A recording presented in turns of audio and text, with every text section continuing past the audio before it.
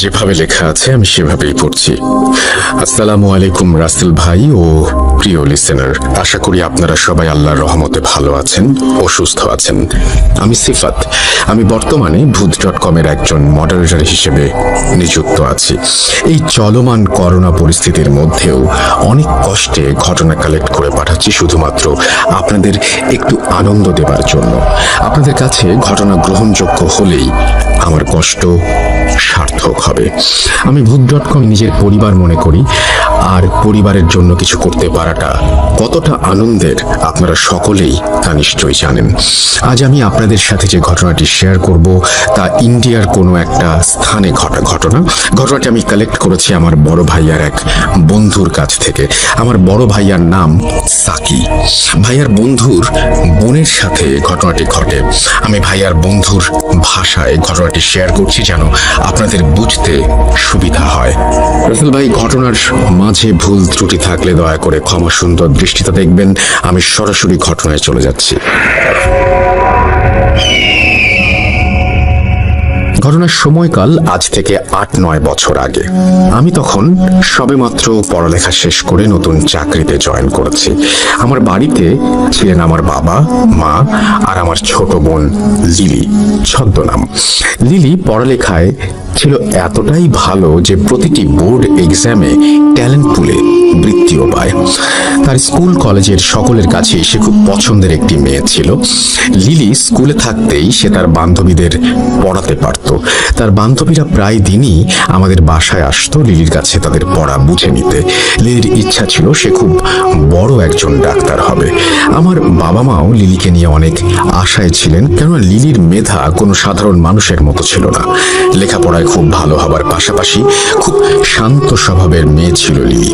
আমার পরিবারের সকলেই তাকে অনেক বেশি আদর করত। আমার ছোট মামাও তাদের মধ্যেই একজন ছিলেন। আমার মামা লিলিকে নিজের মেয়ের মতো দেখতেন। আমার মামার বিয়ে হয়েছিল প্রায় 12-13 বছর আগে, কিন্তু ওনাদের কোনো সন্তান ছিল না। লিলিকে তাই তারা অনেক বেশি আদর করতেন। আমার মামা মামি আমাকেও আদর করতেন, কিন্তু লিলির প্রতি তাদের আদরের পরিমাণটা ছিল একটু বেশি। প্রতি ঈদেই তারা লিলির জন্য নানা রকমের উপহার পাঠাতেন।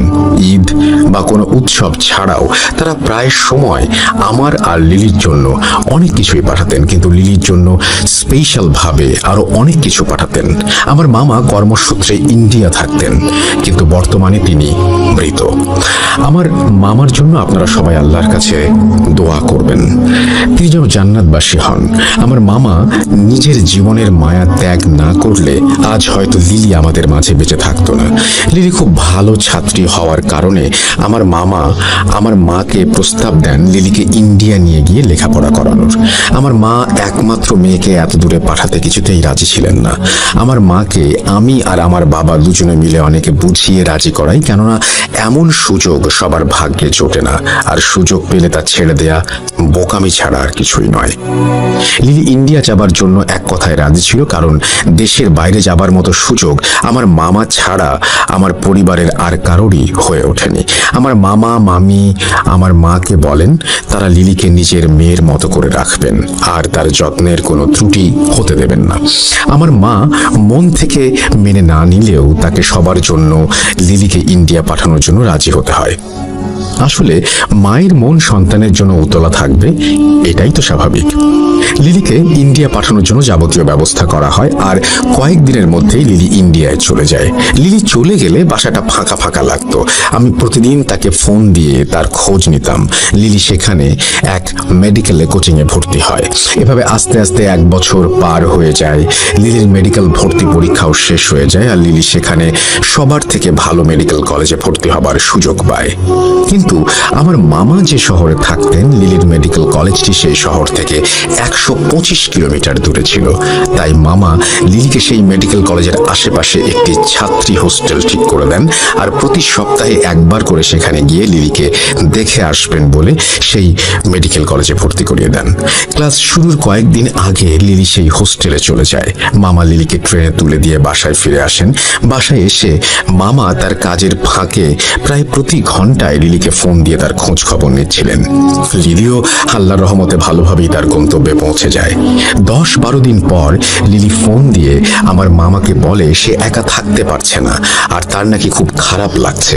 আমার মামা সেদিনই লিলিকে নিতে সেখানে চলে যান আর লিলিকে নিয়ে বাসায় ফিরে আসেন। লিলি বলে সে কিছুদিন বাসায় থেকে তারপরে কলেজে ফিরে যাবে। এভাবে 15 দিন পার হয়ে যায়। লিলি তার মেডিকেল কলেজে ফিরে যায়।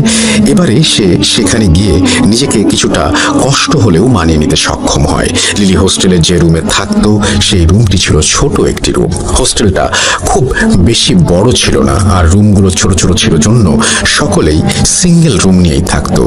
লিলির হোস্টেলের সকলেই ছিল তার কলেজের স্টুডেন্ট আর প্রায় সকলেই নতুন প্রথম বর্ষে ভর্তি হয়েছিল। হোস্টেলে যে কয়েকজন বড় আপু ছিল তারা লিলি ও তার বান্ধবীদের একটা ব্যাপারে সতর্ক করে দেয়। তারা বলে রাত 3টার পর দরজায় আওয়াজ পেলে দরজা না খুলতে আর তাদের পড়া নিয়ে কোনো সমস্যা থাকলে তারা চাইলেই আপুদের কাছে হেল্প চাইতে পারবে। দরজা খুলতে না করার কারণ জিজ্ঞাসা করলে আপুরা বলেন যা বলছি তাই করো, এর বেশি কিছু জানতে চাইবে না। সিনিয়র হিসেবে আমাদের দায়িত্ব তোমাদের জানানোর। আমরা আমাদের দায়িত্ববোধ থেকে তোমাদেরকে কথাটা বললাম, বাকিটা তোমাদের ইচ্ছা। আপুরা চলে গেলে লিলি তার আশেপাশের রুমে কয়েকজনের সাথে পরিচিত হতে থাকে। পরিচিত হয়ে আড্ডা দিতে দিতে রাত 12টা বেজে যায়। লিলি সেদিন তার রুমে ফিরে এসে ঘুমিয়ে পড়ে। পরদিন থেকে নিয়ম করে কলেজে যাওয়া, ক্লাস করা, ক্লাস থেকে ফিরে এসে বান্ধবীদের নিয়ে রান্না করা, খাওয়া, এসবের পর বাকি সময় লিলি লেখাপড়া নিয়ে ব্যস্ত থাকতো। লিলি শুরুর দিকে 15 দিনের মতো বাড়িতে থাকায় তার পড়া বুঝতে কিছুটা সমস্যা হচ্ছিল। আপুদের কাছে সাহায্য চাইবে কিনা ভাবতে ভাবতে সে প্রতিদিন রাত জেগে সেই পড়া বোঝার চেষ্টা চালিয়ে যেতে থাকে। প্রতিদিন রাত প্রায় 2:30টা পর্যন্ত সে লেখাপড়া করে ঘুমিয়ে যেত। এভাবেই তার দিনকাল ভালোই চলছিল। দেখতে দেখতে তার পরীক্ষার সময় নিকটে চলে আসে বিধায় সে রাত প্রায় 3:30টা পর্যন্ত লেখাপড়া শুরু করে। এভাবে একদিন একটা টপিক সে বোঝার চেষ্টা করতে করতে রাত প্রায় 3টা বেজে যায়। 3:15 দিকে তার দরজায় 3বার নক করে কেউ। লিলি বিরক্ত হয়ে দরজা খুলে দেখে একটি মেয়ে দাঁড়িয়ে আছে। সে নিজেকে আঁচল ছদ্মনাম বলে পরিচয় দিয়ে বলে সে 3য় বর্ষে পড়ছে লিলিদের কলেজে আর সে নাকি এই হোস্টেলেরই 14 নম্বর রুমে থাকে। জুনিয়রদের কিছু বুঝতে অসুবিধা হলে সে সবাইকে নাকি হেল্প করে। তখন লিলির মনে পড়ে যায় আপুদের কথা। আপুরা বলেছিল কোনো বিষয় নিয়ে তাদের কাছে হেল্প চাওয়া যাবে। লিলি মনে মনে একটু খুশি হলো। সে আঁচলকে ভেতরে এনে বসিয়ে তার কিছু পড়া বুঝতে সমস্যা হয় বলায় আঁচল তাকে সবকিছু খুব সহজে আর সুন্দরভাবে বুঝিয়ে দেয়। লিলি খুব খুশি হয় বড় আপুর কাছে সাহায্য পেয়ে। বাসায় ফোন দিয়ে সে আঁচলের কথা জানায়। আমাকে ফোন দিয়েও আঁচলের অনেক প্রশংসা করতো লিলি। আঁচল আস্তে আস্তে তাকে রোজ পড়াতে আসতো। লিলির সাথে আঁচল মাঝে মাঝেই নিজের লাইফের কিছু ঘটনা শেয়ার করতো। সে বলেছিল তার নাকি বিয়ে হয়ে গেছে আর তার 7 বছরের একটি মেয়ে আছে। তার হাজবেন্ড কয়েক বছর আগে নাকি রোড অ্যাক্সিডেন্টে মারা যায়। এরপর থেকে আঁচল টিউশন পড়িয়ে নিজের আর মেয়ের খরচ বহন করে। তাকে লিলি জিজ্ঞাসা করে সে এখানে তার মেয়েকে ছাড়া একা কেন আছে।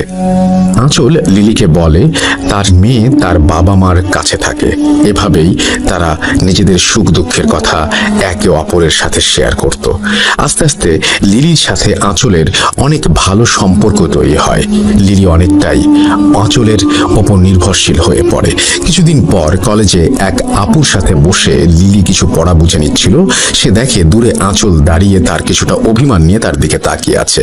লিলির বিষয়টা খারাপ লাগে। তখনই সেখান থেকে উঠে হোস্টেলে চলে আসে। সেদিন রাতে আঁচল আর লিলির কাছে আসেনি।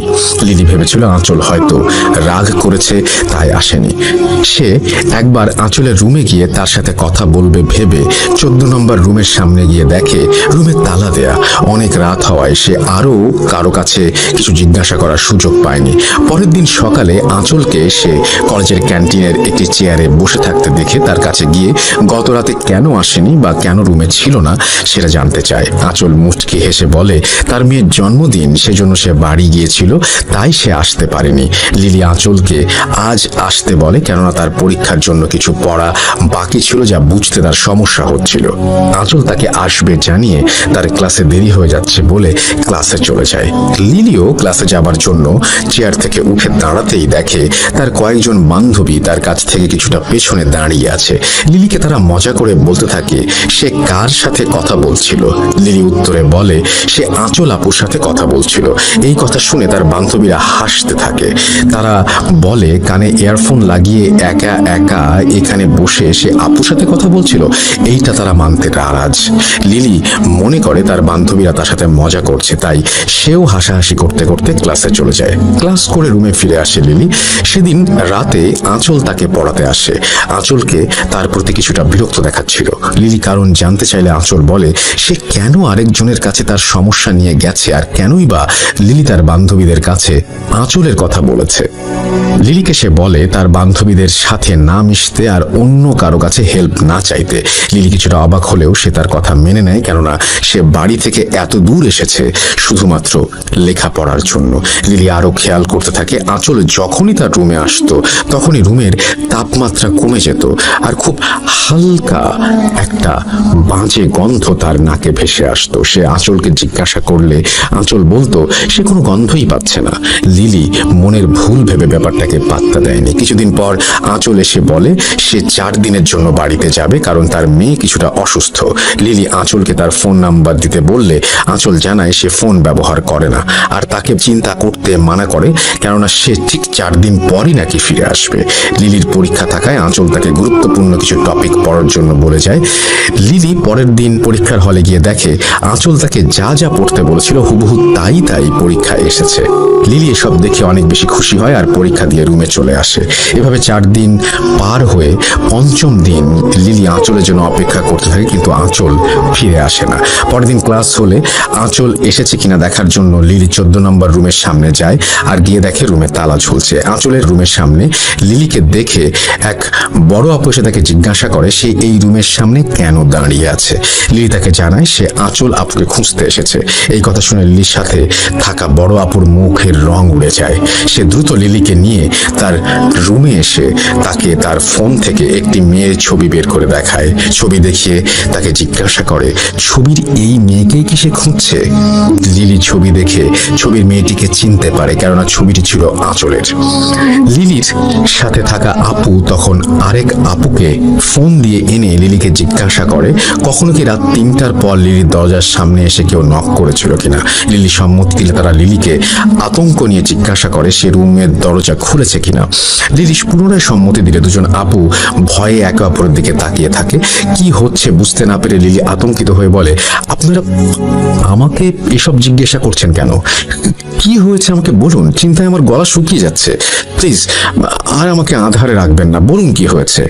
দুজন আপুর মধ্যে একজন লিলিকে পানি খেতে দিয়ে তার পাশে বসে আর বলে যা বলছি তা শুনে তোমার বিশ্বাস নাও হতে পারে, কিন্তু যা বলছি তার সবকিছুই সত্য। 14 নম্বর রুম প্রায় 2 বছর যাবৎ বন্ধ। এই রুমে অনেক বছর আগে এক আপুর রহস্যজনক মৃত্যু হয়। এরপর অনেক দিন এই রুম বন্ধ ছিল। কয়েক বছর পর এক আপু আসেন যার নাম ছিল আঁচল।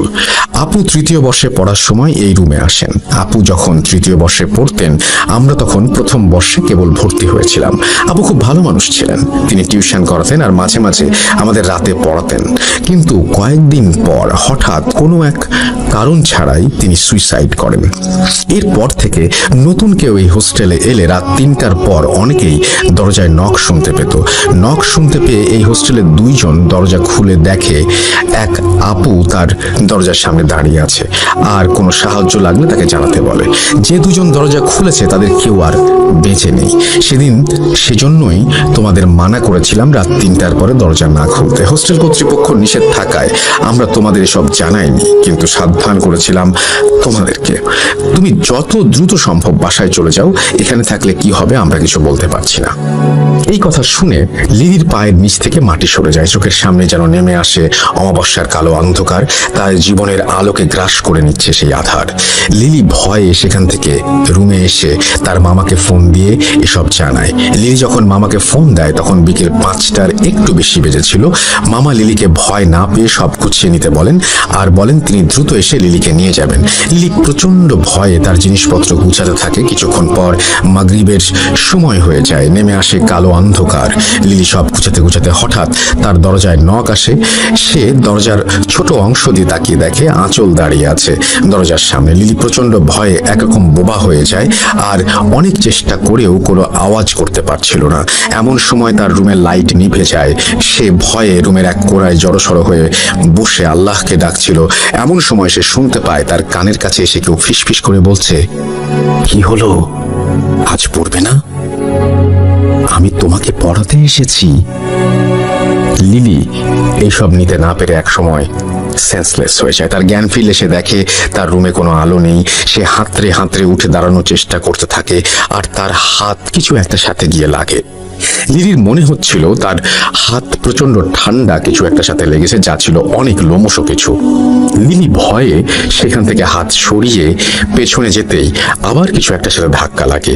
লিলি হাত দিয়ে দেখে তার হাত কিছু একটার মুখের মধ্যে লেগে আছে আর তার হাতে আঠালো কিছু একটা লেগে আছে। তখন হুট করে তার রুমের লাইট জ্বলে ওঠে আর লিলি যা দেখে তা দেখার জন্য সে প্রস্তুত ছিল না। লিলির গা সম্পূর্ণ অবশ হয়ে যায় এসব দেখে। লিলি দেখে তার হাতে তাজা রক্ত লেগে আছে আর দুইটি মানুষের মতো কিছু, যাদের গায়ে মেয়েদের মতো কাপড় পরা এবং তাদের মধ্যে একজনের মাথা ঘোড়ার মাথার মতো আর অন্যজনের মাথা কুকুরের মতো। তারা দুজনে লিলির হাতে থাকা রক্ত চেটে চেটে খাচ্ছে আর তাদের চোখ দিয়ে যেন আগুন বের হচ্ছে। তাদের চোখের দিকে তাকিয়ে লিলি সম্মোহিত হয়ে যায় আর চেয়ারে দাঁড়িয়ে তার রুমে থাকা ফ্যানের সাথে ওড়না পিছিয়ে সুইসাইড করতে যায়। তার অবস্থা এমন ছিল যেন সে নিজের আয়ত্তের অনেক বাইরে চলে গেছে, নিজের ওপরে থাকা সব ক্ষমতা যেন হারিয়ে ফেলেছে। লিলি গলায় ওড়না পেঁচাতে যাবে, এমন সময় তার কানে মামার কণ্ঠ ভেসে আসতেই সে যেন নিজের প্রতি সকল কন্ট্রোল ফিরে পায় আর এক দৌড়ে দরজা খুলে দেয়। মামা রুমে প্রবেশ করে দুইটি অবয়বকে দেখতে পান। মামা রুমে প্রবেশ করার সাথে সাথে রুমের দরজা বন্ধ হয়ে যায় আর কিছুক্ষণ পর আবার রুমের আলো নিভে যায়। লিলি ও মামা দুজনেই শুনতে পায় তাদের কানে কেউ ফিসফিস করে বলছে, লাভ নেই, লাভ নেই। মামা কাঁদতে কাঁদতে বলেন, না, আমার মেয়েকে নিও না, আমার মেয়েকে মেরো না, অনেক ছোট, আমার জীবন নিয়ে নাও, দরকার হলে আমাকে নাও, আমার মেয়েকে ছেড়ে দাও, আমার নিজের সন্তান নেই, এই মেয়েই আমার সবকিছু, ওর কিছু হলে আমি আর আমার স্ত্রী এমনিতেই মরে যাব, এর থেকে আমাকে মেরে আমার মেয়েকে যেতে দাও, দয়া করে আমার মেয়েকে তোমরা মেরো না। মামার কথা শেষ হতে না হতেই প্রচন্ড শব্দে দরজা খুলে যায় আর কেউ যেন লিলিকে দরজার বাইরে ছুঁড়ে ফেলে দেয়। আবার দরজা বন্ধ হয়ে যায়। লিলি ব্যথায় চিৎকার করতে থাকে। হোস্টেলে উপস্থিত সকলে লিলির রুমের সামনে এসে দেখে লিলি পড়ে আছে দরজার সামনে আর লিলির রুম থেকে আমার মামার আর তো চিৎকার ভেসে আসছে। কিছুক্ষণ পর সব থেমে যায় আর রুমের দরজা আপনা আপনি খুলে যায়। রুমে প্রবেশ করে সকলে দেখে আমার মামার গলায় লিলির ওড়না পেঁচানো, কেউ ওড়না পেঁচিয়ে অনেক জোরে টান দিয়ে আমার মামাকে মেরেছে।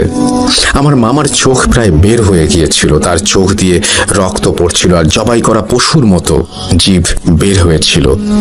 সেদিন হোস্টেলের স্টাফদের সাহায্যে মামার লাশ বাসায় পাঠিয়ে দেওয়া হয় আর লিলিকে তার নিজের মেডিকেল কলেজে ভর্তি করা হয়।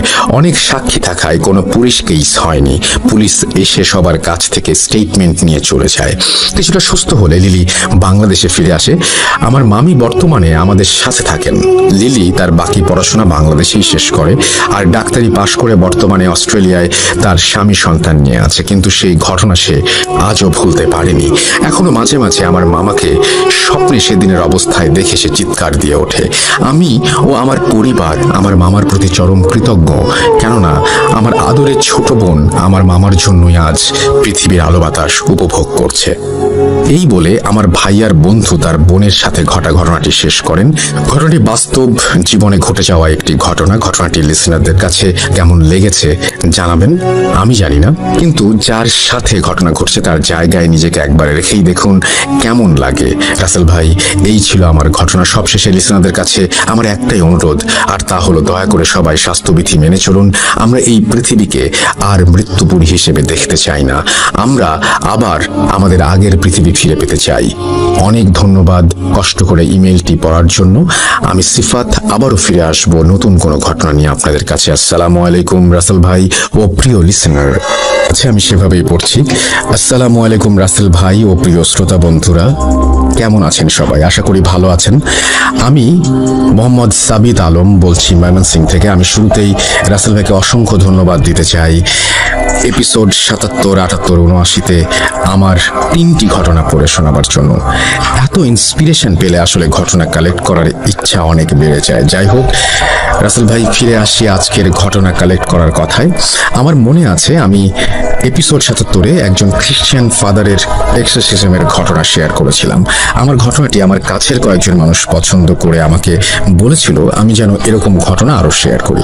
আসলে খ্রিস্টান ফাদারদের ঘটনা বাংলাদেশে তেমন একটা শোনা যায় না, তাই কোথা থেকে কালেক্ট করব ভাবতে ভাবতে বেরিয়ে পড়লাম ঘটনা কালেক্ট করার জন্য। কিন্তু হতাশ হয়ে ফিরি। শহরের চার্চ আর কয়েকটি বাইরের চার্চে গিয়েও কিছু পাইনি। হয়তো ওনারা বলতে চান না, তাই এড়িয়ে যান আমার কথায়। কিন্তু কে জানতো ঘটনা আমার চোখের সামনেই ছিল। কেন বলছি শুনুন তবে। আজকের ঘটনাটি শুনি আমার এক বন্ধুর কাছে। ওর নাম আমি ছদ্মনাম হিসেবে সাইমন বলছি।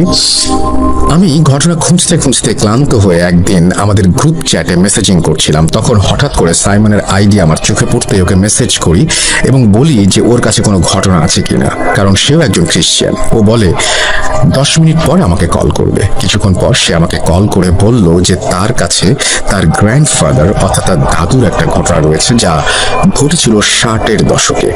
তার দাদা এখন বেঁচে নেই, কিন্তু সাইমন আমাকে বলেছে তার দাদা জীবদ্দশায় এমন অনেক ঘটনা বহুবার তার নাতি নাতনিদের বলেছিলেন। আমি তৎক্ষণাৎ সাইমনকে দেখা করতে বলি। সাইমন রাজি হয়ে যায়। সে আগামীকাল অর্থাৎ 2 আগস্ট সন্ধ্যায় আমার সাথে দেখা করবে বলে জানায়। সেদিন রাতে উত্তেজনায় বসে আমার কিছু ভালো লাগছিল না। ভোরের আজান হবার পর আমি ঘুমিয়ে যাই। বিকেলবেলা ঘুম থেকে উঠে আমি খাওয়া দাওয়া শেষ করে অপেক্ষা করতে থাকি। সন্ধ্যার আগে আগেই বাসা থেকে বেরিয়ে টিউশনিতে গিয়ে ছাত্রদের পড়া শেষ করে সাইমনের সাথে দেখা করবো ভেবেছিলাম। কিন্তু সেদিন আমার এতটাই এক্সাইটমেন্ট কাজ করছিল যে আমি আর বেশি সময় পড়াতে পারিনি। মাগরিবের আজানের পর আমি সাইমনকে কল করি। সে আমাকে বলে সে থানার ঘাট আসবে আর তার নাকি 30 মিনিট সময় লাগবে। থানার ঘাট আমার টিউশন এরিয়া থেকে বেশ দূরে না হওয়ায় আমি খুশি হলাম আর হেঁটে হেঁটে চলে গেলাম সেখানে। থানার ঘাটে পৌঁছে আমি আমার পরিচিত চায়ের দোকান থেকে চা বানিয়ে নিয়ে নদীর পাড়ে একটা সিঁড়িতে বসে চা খাচ্ছিলাম। যেহেতু লকডাউন তাই শহরের ভেতর দেখা করা যায়নি। কিছুটা নিরিবিলি হওয়ায় থানার ঘাট আমার বেশ ভালো চয়েস বলে মনে হলো। এদিকে মানুষও কিছুটা কম থাকায় ঘটনা শুনতে বেশ সমস্যা হবে ভেবে আমি খুশি হচ্ছিলাম। আমি বসে আছি 10 মিনিট। হঠাৎ আমার ফোনে কল এলো সাইমনের এবং সে বলল সে চলে এসেছে। আমার লোকেশন থেকে কয়েক কদম দূরে থাকায় আমি ওকে সামনে এগোতে বললাম। দোকানে এসে ওর জন্য চা নিয়ে বসলাম। সাইমন এলো, কুশল বিনিময় করে চা খেতে দিলাম আর জিজ্ঞাসা করলাম ওর দাদার ঘটনা কি। ওকে এও বলি যে আমি ভূত.com-এ ঘটনাটি শেয়ার করব, তার অনুমতি আছে কিনা। সে তখন আমাকে একটাই শর্ত দিল যে তার নাম তার জায়গা গোপন রেখে আমি যদি শেয়ার করতে পারি তবেই সে আমাকে ঘটনাটি বলবে। আমি রাজি হয়ে যাই আর ওকে শুরু করতে বলি ওর দাদুর ঘটনাটি। সাইমন চা খেতে খেতে ঘটনাটি বলেছিল ওর দাদুর ভাষায়। আমিও ঘটনাটি ওর দাদুর ভাষাতেই আপনাদের সামনে উপস্থাপন করছি আর অনিচ্ছাকৃত ভুলের জন্য আগেই ক্ষমা চেয়ে নিচ্ছি। চলুন চলে যাই সাইমনের দাদা এরিকের ঘটনায়।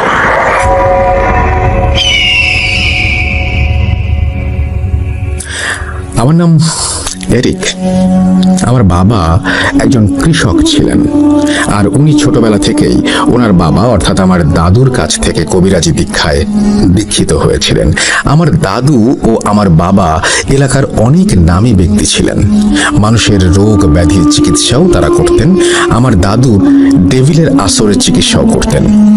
আমার বাবা দাদুর কাছ থেকে শিখে একই সাথে তারা দুজন মিলে এই কাজগুলি করতেন। বিনিময়ে ওনারা কোনো টাকা পয়সা না নিয়ে ভাতের চাল, ধান এবং শাকসবজি নিয়ে থাকতেন। গ্রামের মানুষও তাদের ওপর বেশ খুশি ছিল। একদিন গ্রামে এক ভিনদেশী লোকের আগমন ঘটে, একজন শয়তানের পূজারী।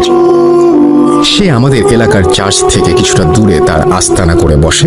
কবিরাজ গ্রামে এলে তাকে সেখান থেকে তাড়ানোর মতো সাহস কারো ছিল না, কারণ তার নাকি কিছু অলৌকিক ক্ষমতা রয়েছে।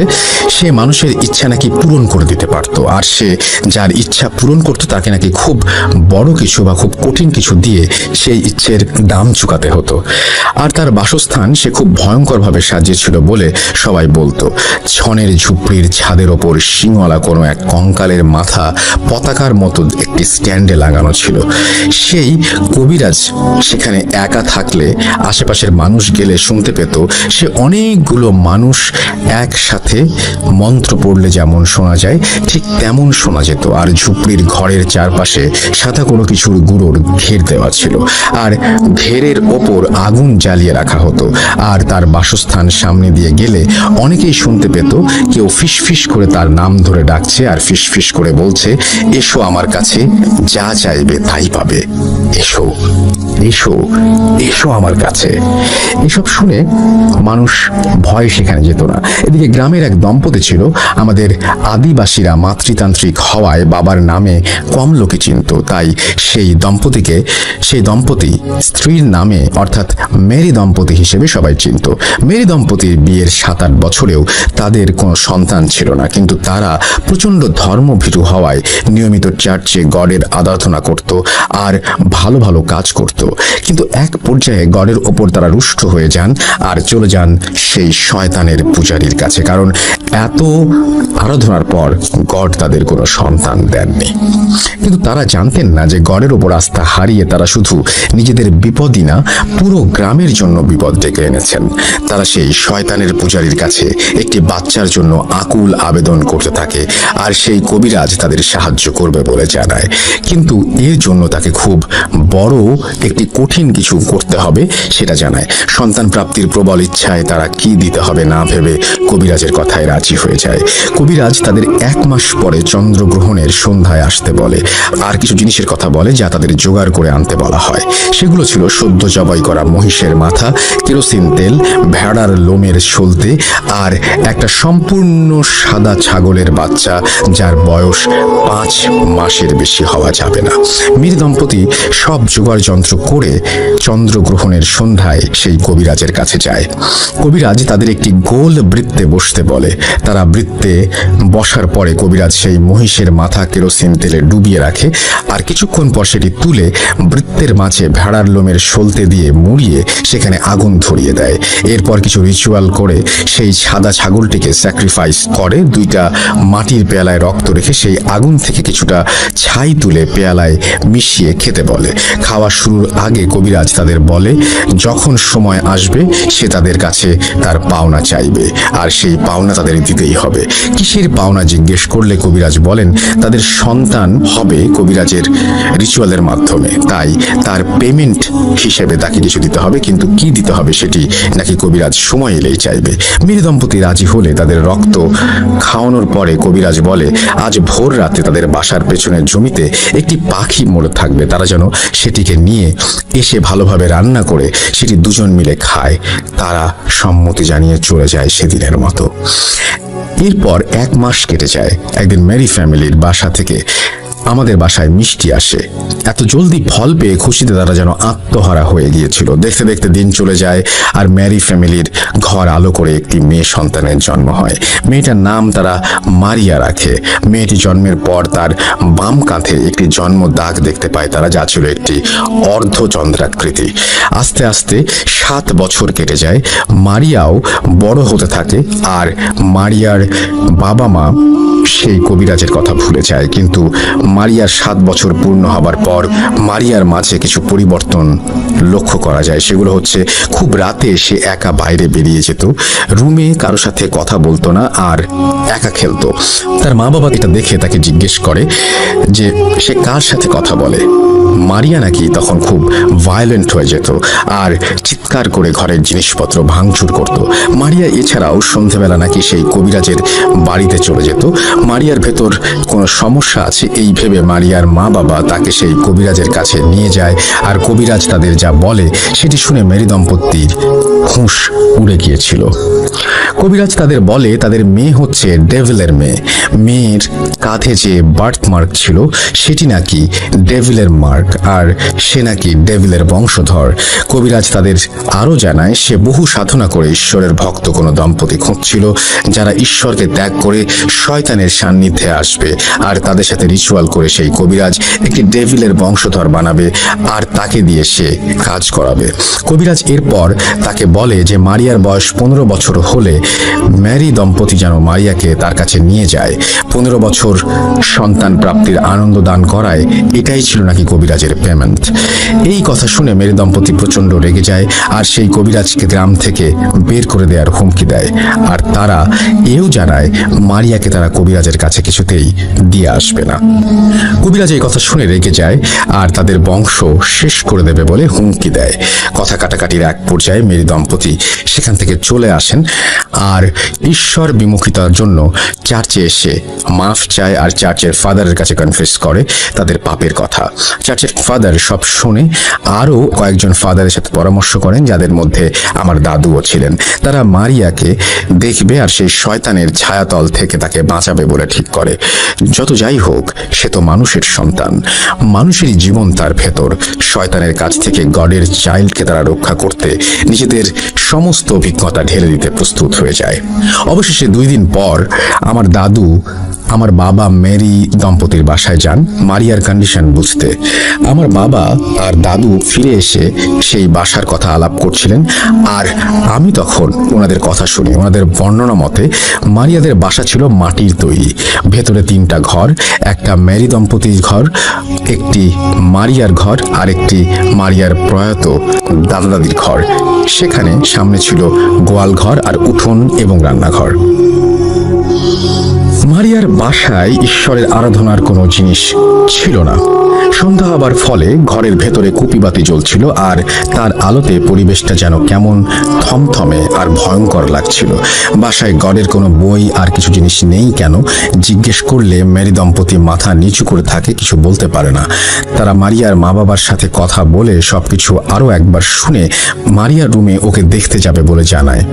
মারিয়ার ঘরের কুপিবাতিটা খুব মিটমিট করে জ্বলছিল, কিন্তু মারিয়াকে ভালোভাবে দেখা যাচ্ছিল না। মারিয়া তাদের দেখে এমন কর্কশ একটা হাসি দেয় যা শুনে উপস্থিত সবার নাকি বুকের রক্ত পানি হয়ে গিয়েছিল। তারা মারিয়ার সাথে কথা বলতে গেলে মারিয়া ভয়েস শুনে তারা অবাক হয়ে যায়। মারিয়া বলছিল তাদের সেখান থেকে চলে যেতে, কিন্তু আমার দাদু তার গায়ে পবিত্র পানি ছিটাতেই নাকি আমার দাদুর ওপর ঝাঁপিয়ে পড়ে সে আর সে বলে, তোকেরা সাবধান করেছিলাম, আসিস না, কেন আসছিস? এবার তোরা সবাই মরবি। এই বলে মারিয়া নিজের মাঝে ফিরে আসে আর আমার দাদুর কথা শুনে ওনাকে চিনতে পেরে তাকে জিজ্ঞেস করে তারা এখানে কেন। আমার দাদু নাকি শুধু হেসে বলেছিলেন, তোমাদের জন্য প্রে করতে এসেছিলাম মা। এই বলে আমার দাদু আর বাকি সবাই চলে আসেন। রাস্তায় আসতে আসতে আমার দাদু ভাবছিলেন যে তাকে কখন সাবধান করলো ডেভিল। ভাবতে ভাবতে আমার দাদুর গতরাতে দেখা স্বপ্নের কথা মনে পড়ে যায়। উনি স্বপ্ন দেখেছিলেন যে কোনো একটা কালো অবয়ব, যার মাথা হচ্ছে মহিষের মতো আর শরীরটা ছাগলের মতো, সেই অবয়ব তাকে শুধু একটা কথাই বলছে, সেটি হচ্ছে ডেথ। দাদু তখন এই স্বপ্নের অর্থ কি না জানায় স্বপ্নটাকে আমলে নেননি। এরপর উনি চার্চের ফাদারদের সাথে কথা বলেন আর জানতে চান এই অবয়ব আর ডেথের অর্থ কি। চার্চের ফাদার কিছু বই ঘেটে বলে দিলেন যে এর অর্থ হচ্ছে, সাবধান করছি, আমার সামনে এসো না, যদি আসো তাহলে মরবে। ডেভিল নাকি নিজের মতো করে সাবধান করছিল।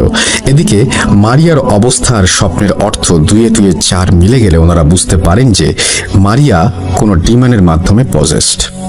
এর মাঝে কিছুদিন পর গ্রামের মানুষ মারিয়ার কথা শুনে সেই কবিরাজকে সবাই মিলে গ্রাম থেকে তাড়িয়ে দেন। কিছুদিন মারিয়ার অবস্থার অবনতি হলে অবশেষে আমার দাদু, চার্চের ফাদার, আমার বাবা আর 2 জন সহযোগী মিলে মারিয়ার এক্সোরসিজম করবে বলে ঠিক করে। কিন্তু এত ছোট বাচ্চার এক্সোরসিজম পারফর্ম করা ক্ষতিকর, মানে বাচ্চার মৃত্যু ঝুঁকি আছে ভেবে তারা, যেহেতু মারিয়ার বয়স 15 বছর হয়নি, সেহেতু সেই ডেভিল সম্পূর্ণরূপে আত্মপ্রকাশ করেনি বিধায় এক্সোরসিজমের পরিকল্পনা বাদ দিয়ে মারিয়াকে চার্চে এনে 8 বছর লালন পালন করার প্রস্তাব দেয়া হয় মেরি দম্পতিকে।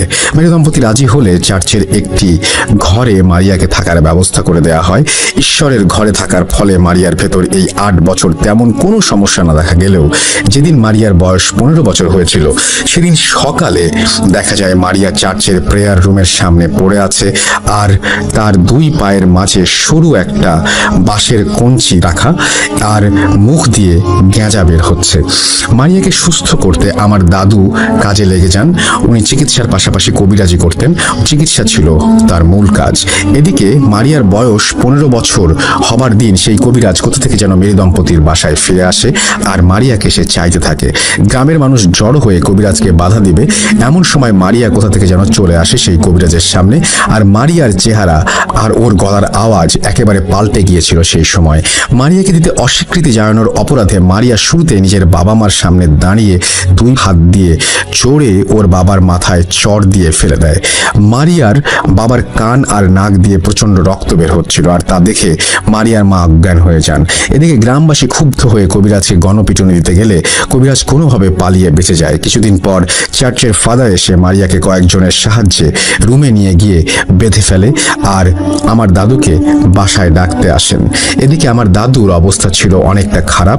মারিয়ার চিকিৎসা করার সময় আমার দাদু অজ্ঞান হয়ে গিয়েছিল, কিন্তু কেন সেটি আমি কখনো তার কাছ থেকে শুনিনি, বা আমার দাদুও আমার কাছে কোনোদিন সেটা বলেনি। এরপর আমার বাবা, আমার দাদু আর চার্চের ফাদার মিলে শুরু করতে চান মারিয়ার এক্সোরসিজম। মারিয়াকে তার ঘরে 4-5 জন পুরুষ মিলে ধরে রেখেছিল, কিন্তু কিছুতেই তাকে কন্ট্রোল করা যাচ্ছিল না। অবশেষে আমার দাদু আর ফাদার মিলে বিছানার চারপাশে ঘের দিয়ে সেই ঘেরের ভেতর একটু শাবল মাটিতে পুঁতে দেন, আর মারিয়া একেবারে চুপ হয়ে যায়। আমার দাদু বলেছিলেন এভাবে নাকি কোনো শয়তানকে বশ করা যায়। তখন মারিয়াকে জিজ্ঞেস করা হয় সে কেন মারিয়াকে ধরেছে। এই কথা শুনে মারিয়া কথা বলতে শুরু করে। মারিয়ার গলায় শয়তানটি বলছিল তার নাম হচ্ছে নারুস। নারুস নাকি মারিয়ার ভাই। এই কথা শুনে উপস্থিত সবাই অবাক হয়ে যায়, আর এর মানে জিজ্ঞাসা করে। মারিয়া বলতে থাকে কবিরাজের দেয়া রক্ত আর জমিতে পড়ে থাকা পাখির মাংস খেয়ে তারা নাকি নারুসকে আহ্বান করে, কিন্তু ততদিনে মেরি দম্পতি অলরেডি নাকি প্রেগনেন্ট ছিল মারিয়ার সাথে, তাই নারুস নাকি জন্ম নিতে পারেনি, কিন্তু যমজ হিসেবে মারিয়ার সাথে একই শরীরে বসবাস করতে শুরু করে। এই কথা শুনে সবাই ভয় পেয়ে যায়, আর আমার দাদু বাইবেল হাতে ভার্স পড়া শুরু করেন। উনি বারবার মারিয়ার সামনে ক্রস আঁকছিলেন, আর নিজের গলায় থাকা ক্রস মারিয়ার শরীরে লাগাচ্ছিলেন, আর মারিয়া আর্তচিৎকারে ভেসে যাচ্ছিল এলাকা। হঠাৎ প্রবল বৃষ্টি শুরু হয়, আর ঘরের কুপিবাতি বাতাসের ঝটকায় নিভিনুভু হয়ে পড়ে। এরপর একজন গিয়ে সেই বাতির পাশে হাত দিয়ে সেটিকে জ্বলতে সহায়তা করে। সম্পূর্ণ এলাকাটাতে যেন হাজার হাজার কণ্ঠ ফিস ফিস করে বলছে, গড এখানে নেই, গড এখানে নেই। এরপর চার্চের ফাদার আর আমার দাদু 2 জন মিলে আমার বাবা আর সবার সাহায্যে মারিয়াকে চার্চের ভেতরে নিয়ে আসার পরিকল্পনা করেন। যথারীতি মারিয়াকে চার্চে আনা হয়, আর আনতে গিয়ে আমার দাদুর 1 পায়ের মাঝে বাঁশের ছোট কঞ্চি ঢুকে যায় এবং তিনি আহত হন, কিন্তু উনি হাল ছেড়ে দেননি। চার্চে এনে মারিয়ার এক্সোরসিজম করা হয়, কিন্তু কয়েক ঘন্টা চেষ্টা করেও তাকে সুস্থ করা যায়নি। মারিয়াকে চার্চের প্রেয়ার ঘরে রাখা চেয়ারে বেঁধে তাকে গডের নামে চলে যেতে বলা হয়, কিন্তু সে যাবে না বলে জানায়। অবশেষে সবাই মিলে বাইবেলের ভার্স পড়ে মারিয়াকে মাঝখানে রেখে বৃত্তাকার ভাবে দাঁড়িয়ে অনেক রকম কাজ করার পরে এক সময় নারুস কিছুটা দুর্বল হয়ে পড়ে। আরেকটু পর মারিয়ার আওয়াজ শোনা যায়। সবাই ভাবে মারিয়া হয়তো সুস্থ হয়ে গেছে। আমার দাদু তার হাতে একটি তাবিজ বেঁধে মারিয়ার ফাদারকে বলেন, এই তাবিজ যেদিন হাত থেকে খুলবে সেদিন আর কিছুই করার থাকবে না। এরপর মারিয়াকে চেয়ার থেকে খুলে বাসায় নিয়ে আসতে গেলে মারিয়া সবাইকে ধাক্কা দিয়ে ছিটকে ফেলে দেয়, আর কোথায় যেন চলে যায়, আর সবার কানে বাজে ভাবে হাসার আওয়াজ শোনা যায়, কিন্তু হাসির আওয়াজটা কোথা থেকে আসছে সেটা কেউ বুঝতে পারছিল না। হঠাৎ আমার দাদুর পা কিছু একটাতে জড়িয়ে ধরে এবং কেটে যাওয়া অংশটা নখের আঁচড় দিয়ে কামড় বসিয়ে দিয়ে মাংস চিড়ে খেতে শুরু করে। আমার দাদু চিৎকার দেয় এবং সবাই মারিয়াকে ধরে আবার চেয়ারে বসাতে গেলে মারিয়া সবাইকে ধাক্কা দিয়ে ফেলে কোথায় যেন চলে যায়। এরপর থেকে মারিয়াকে আর কোনোদিন গ্রামে দেখা যায়নি। এরপর আমার দাদু আমার বাবাকে বলেন হাত চালান দিতে। হাত চালান কি সেটা একটু বলি। দোয়া ও কিছু নির্দিষ্ট কাজের মাধ্যমে মাটিতে হাত দিয়ে ব্ল্যাক ম্যাজিকের কোনো একটা ইনস্ট্রুমেন্ট খুঁজে বের করা, অর্থাৎ কোনো কিছু একটা পড়ে মন্ত্রতন্ত্র পড়ে এটা করা, কারণ যদি হাত চালানে মারিয়াকে পাওয়া যায়। আমার বাবা হাত চালান দিয়ে চার্চ থেকে একটু দূরে একটা জায়গায় অজ্ঞান হয়ে যায়। সেই জায়গা খুঁড়ে একটি মরা পাখি পাওয়া যায়। এরপর সেটিকে চার্চে এনে আগুনে পুড়িয়ে ফেলা হয়, কিন্তু মারিয়াকে আর কখনো খুঁজে পাওয়া যায়নি। লোকমুখে শোনা যায় যে কালো ঘোমটা দিয়ে মারিয়াকে মাঝে মাঝে নাকি গ্রামে দেখা যেত, কিন্তু সেটি মারিয়াই কিনা সে বিষয়ে কেউ সার্টেনলি কিছু বলেনি। মারিয়ার বাবা মারিয়া ওইভাবে মরে যাবার পর থেকে পাগল হয়ে যায় আর রাস্তায় রাস্তায় ঘুরে বেড়াতেন উনি। মারিয়ার মা সবকিছু নিজ চোখে দেখে পাথর হয়ে গিয়েছিলেন। মানুষের বাসায় ভিক্ষা করে খেতেন, কিন্তু কখনো ভিক্ষার জন্য উনি কারো কাছে কিছু চাইতেন না, চুপ করে থাকতেন। আর আমার দাদুর পায়ের অংশে মারিয়ার কামড়ের পর সেই অংশ পৌঁছে গিয়ে 1 মাসের মাঝে আমার দাদুও মারা যান। ডেভিল আমার দাদুকে স্বপ্নে সাবধান করেছিল, কিন্তু দাদু বুঝেননি, তাই আজ উনি আমাদের মাঝে নেই। ডেভিল তার ওয়ার্নিং পূরণ করে দেখিয়েছিল। সাইমন তার দাদু এরিকের মুখে তার দাদু অর্থাৎ এরিকের দাদুর ঘটনা শুনে নাকি এরিক দাদুকে জিজ্ঞাসা করেছিল যে সে কবিরাজি করে কিনা, কারণ সাইমন ছোটবেলা থেকেই শহরে বড় হয়েছে আর গ্রামে বেশি একটা থাকেনি, তাই তার জানা ছিল না। সাইমনের কথা শুনে তার দাদু এরিক হেসেছিল, কিন্তু কিছু নাকি বলেনি। সাইমনের ঘটনা শেষ হবার পর আমি আর সাইমন দুজনে আবার চা নিয়ে দোকানে বিল পরিশোধ করে চলে আসি, কিন্তু আস্তে আস্তে আমি ভাবছিলাম একজন দাদুর নিজের দাদুর ঘটনা অর্থাৎ পরদাদুর ঘটনা কিভাবে লিখি। আমি অবশেষে যতটুকু পেরেছি লেখার ট্রাই করে লিখে পাঠিয়ে দিলাম। রাসেল ভাই, ভালো লাগলে পড়ে শোনাবেন। আমার বিশ্বাসের কথা বলে সাইমনের ঘটনাটি আমার অথেন্টিক লেগেছে। আর আসসালামু আলাইকুম প্রিয় লিসেনার, আশা করি আপনারা সবাই অনেক ভালো আছেন।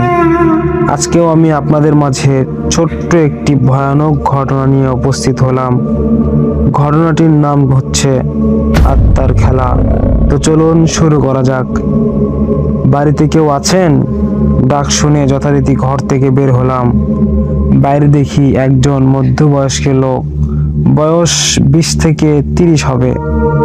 আমি বললাম, কেন ডাকছেন? কাকে চাই? এ বাড়িতে হৃদয় কার নাম? তার সাথে দরকার ছিল। আমি হৃদয়, আপনি কে? আসলে আমার নাম আজিজুল, সকলেই রূপম বলে ডাকে। তো আমাকে কেন ডাকছেন? একমাত্র আপনিই নাকি কাজটা করতে পারবেন, এমনটাই এলাকার লোকে বলল। তাদের কাছ থেকেই আপনার ঠিকানা নেওয়া। তো কাজটা কি শুনি? আমাদের এলাকায় একটা অশরীরী উদ্ভব দেখা দিয়েছে। অনেকেই নাকি তার হাতে মারা গিয়েছে। যারা মরেছে তাদের লাশ পাওয়া যায়নি। অনেকেই নাকি পিশাচটাকে দেখেছে। আপনি কিছু একটা করুন, না হলে আমরা সবাই মারা যাব। আপনি আমাদের বাঁচান। বাঁচানোর মালিক তো আল্লাহ। আপনি গ্রামের নামটা বলে যান, আমি দেখছি কি করা যায়। গ্রামের নাম রামগিরি। আচ্ছা ঠিক আছে, আপনি আসতে পারেন এখন। দয়া করে আসবেন প্লিজ। ঠিক আছে, আমি যাব। লোকটা চলে গেল। আপনাদের তো আমার পরিচয় দেওয়া হইল না। তো আমার নাম তো শুনলেন, তারপরেও বলি আমার নাম রাখি বলি ইসলাম হৃদয়। সকলে হৃদয় নামেই জানে আমাকে। একাই থাকি, রিস্কা চালাই। রহস্যভেদের একটা ইচ্ছা আমাকে গোয়েন্দা করে তুলেছে, সাথে তান্ত্রিকও। কিন্তু বড় মাপের কিছুই হতে পারিনি আমি। আমার গ্রামের নামটা রামটেপা। রামগিরি 2 গ্রামে পরেই। আমার মনের মধ্যে একটা অজানা আনন্দ কাজ করছে। হয়তো নতুন কোনো রহস্য ভেদ করতে পারবো আমি। তাই সারা রাত ব্যাগপত্র গোছাইতেই লাগলাম। অনেক কিছু প্রয়োজন হয় এসব কাজে। আমার সাথে একটা বেস্ট ফ্রেন্ড রিঙ্কু আর আরাফাত আছে। ওরা বড় লোকের ছেলে বটে, কিন্তু কথাই বলে না। বন্ধুত্ব সবার সাথেই হতে পারে। গল্পে ফেরা যাক। 3 জনে আমরা রিস্কা নিয়ে রওনা হলাম রামগিরি গ্রামে পৌঁছালাম। একটু সন্দেহজনক কিছু নজরে এলো। তাকিরের কথায় তা নিয়ে মাথায় ঘামালাম না, মনোযোগ দিয়ে গ্রামটা দেখতে গেলাম। অপরূপ সৌন্দর্য গ্রামটা মন কেড়ে নিয়েছে, কিন্তু গ্রামে কারো মুখে হাসি নেই। সবাই মন মরা, মনে হয় কারো শান্তি নেই মনে। কথা থেকে রূপম নামের ছেলেটা এসে হাজির হলো, বুঝতেই পারলাম না। আপনি এসেছেন? তাহলে আর চিন্তা নেই, আপনারা আমার সাথে আসুন। ঠিক আছে, চলুন। আচ্ছা রূপম বাবু, এখানে সবাই মনমরা হয়ে আছে কেন? রূপম কিছুটা থমকে থেকে বলল, আমাদের গ্রামটা অনেক সুন্দর। দাদামশাইয়ের হুকুম চলতো এই গ্রামে। একসময় দাদামশাই মারা গেলেন, আর গ্রামে ঝগড়া বিবাদ বেড়ে গেল। মানুষ মানুষকে মারতে লাগলো, তখন থেকেই এই অবস্থা।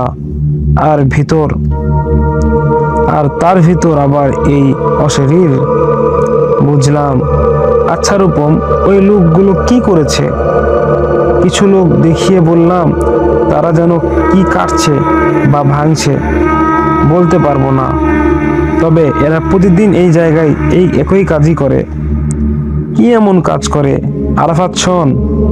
বল। ওই লোকগুলোর উপর নজর রাখবি। তারা কে, কি করে প্রতিদিন, কোথায় যায় আর কোথায় থাকে, বুঝলি? ঠিক আছে। আচ্ছা রূপম, কেউ কি কখনো আত্মার দেখা পেয়েছে? গ্রামে দুইজন দাবি করে তারা দেখেছে, কিন্তু দুইজনের বর্ণনা একটুও মেলে না। এসে গেছি, এটাই আপনাদের ঘর। আমি এখানে আসি, একটু পর দাসী এসে খাবার দিয়ে যাবে। ধন্যবাদ। রূপম চলে গেল। আমাদের ঘরটা একটু নির্জন জায়গায় মনে হয়। এক প্রকার সুবিধাই হলো, কাজে কেউ ব্যাঘাত ঘটাতে পারবে না।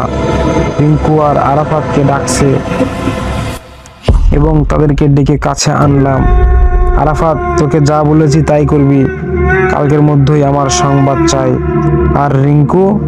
থামলি কেন, বল। আমি কি করব? তুই এখন যাবি, এই গ্রামের কোথায় কি আছে তার খবর আনবি। সন্দেহজনক কিছু নজরে আসলে আমাকে ফোন করে জানাবি। আর আমি যাব তোদের কাছে। যারা আত্মাটাকে দেখেছে তাদের কাছে আমি যাব, এবং কিভাবে দেখেছে দাবি করেছে আমাকে রহস্যভেদ করতেই হবে। ঠিক আছে, যথারীতি খবর পাবেন, দুজন একসাথে। তারপর তিনজনেই বেরিয়ে পড়লাম। এভাবে 1 ঘন্টা কেটে গেল। যারা আত্মাটাকে দেখার দাবি করেছে তাদের থেকে আমার কোনো লাভ হলো না। দুপুর গড়িয়ে গেছে, তাই আমি বাসায় ফিরে এলাম। আসার পথে খালের পাড়ে কিছু একটা দেখলাম। আমাকে দেখেই দৌড় দিল। কিছু বুঝলাম না কে সে যে দৌড় দিল। একটু পর রিঙ্কু ফোন করলো। আমি বললাম, কোনো খবর পেয়েছিস? তেমন কিছুই পাইনি রে, তবে কেউ মনে হয় আমাকে ফলো করছিল। রিঙ্কু: জানি, কিন্তু কে হতে পারে? দাঁড়া, আরাফাত কল করছে, কনফারেন্স করি আমি। হৃদয়, বল। আমাকে বাঁচা, অনেক বড় বিপদে পড়েছি। লোকগুলো মানুষ ছিল না, তারা হারিয়ে যাওয়া লোকগুলির আত্মা। তারা এখন এক ভয়ানক আত্মার গোলাম। তাদের পিছু নিয়ে এখানে এসে ফেসে গেছি আমি। পারলে আমাকে বাঁচা। ভয়ে ভয়ে বলল আরাফাত এই কথাটা। আমি বললাম, তুই এখন কোথায়? আরাফাত বলল, বলতে পারবো না আমি এখন কোথায়। তুই তাড়াতাড়ি ওখান থেকে বাইরে আয়, তারপর দেখছি কি করা যায়। ভাই, মাফ করে দিস, এখানে অনেক বড় রহস্য আছে। আমি জানি তুই পারবি। ভালো থাকিস। বিদায় বন্ধু। করুণ কণ্ঠে বলল আরাফাত এই কথাটা। আমি বললাম, কি সব বলছিস? পাগল হয়ে গেছিস? Hello hello hello hello. আমি রিঙ্কু এর সাথে কথা বলার চেষ্টা করলাম, কিন্তু ফোনে আর কথা বলতে পারলাম না, ফোন কেটে গেছে। আমি রিঙ্কুকে তাড়াতাড়ি আমার কাছে বললাম, রিঙ্কু। আর আমি আরাফাতকে খুঁজতে বের হলাম। এর মাঝে দাসী খাবার নিয়ে এসেছিল। সন্ধ্যা হয়ে গেছে, কিন্তু আরাফাতকে কোথাও পাওয়া গেল না। অবশেষে ঘরে ফিরে এলাম। কাঁদিস না রিঙ্কু, কাঁদিস না। আত্মাটা যেই হোক, ওকে আমি মজা বোঝাবো। শুধু মজা না, একে আমি মেরেই ফেলবো। আমার বন্ধুকে মেরে ফেলেছে। বলেই কাঁদতে লাগলো রিঙ্কু। আমার মনে হয় কি আত্মাটা ওদের মারছে না। কি বলতে চাইছিস বুঝলাম না। দেখ, আত্মাটা ওদের মারতো তাহলে ওদের দেহটা পাওয়া যেত। আত্মাটা ওদের মারছে না, শুধু তাদের আত্মাটা বের করে ওদের দিয়ে কাজ করাচ্ছে। এই কথাটা যখন আমি বললাম তখন রিঙ্কু বলল, কি বলতে চাইছিস তুই? কিছুই বুঝলাম না। দেখ, যদি আত্মাটা ওদের মারতো তাহলে ওদের দেহটা পাওয়া যেত। আত্মাটা ওদের মারছে না, শুধু ওদের আত্মাটা বের করে ওদের দিয়ে কাজ করাচ্ছে। যদি তুই কি পাগল হয়ে গেছিস? যদি এদের না মারে তাহলে আত্মা কেমনে বের করবে? রিঙ্কু যখন এই কথা বলল তখন আমি বললাম, তোর কথাও ঠিক, কিন্তু ওদের যদি মেরে ফেলতো? কি হলো, থেমে গেলি কেন? জানালার দিকে কে জানি তাকিয়ে আছে। চুপ, আস্তে কথা বল, বাইরে কেউ আছে। রিঙ্কু বসা রেখে উঠে দাঁড়ালো। আস্তে আস্তে, কে হতে পারে? আত্মাটা নয় তো? আমি দ্রুত গিয়ে জানালার পর্দা সরিয়ে ফেললাম, কিন্তু সেখানে কেউ নেই। আশ্চর্যের বিষয়, কি হচ্ছে এসব? আত্মাটা আমাদের সাথে আসার কথার আগে থেকেই জানতো ও আমাদের সাথে খেলা করছে। এর মাঝে বিদ্যুৎ চলে গেছে, পুরো ঘর অন্ধকার, কিছুই দেখা যাচ্ছে না। বাইরে মেঘ ধরেছে, তার জন্য চাঁদের আলোও নেই। এই মাঝে কেউ বলে উঠলো, সত্যি বলছিস? খেলা খেলা! হা হা হা!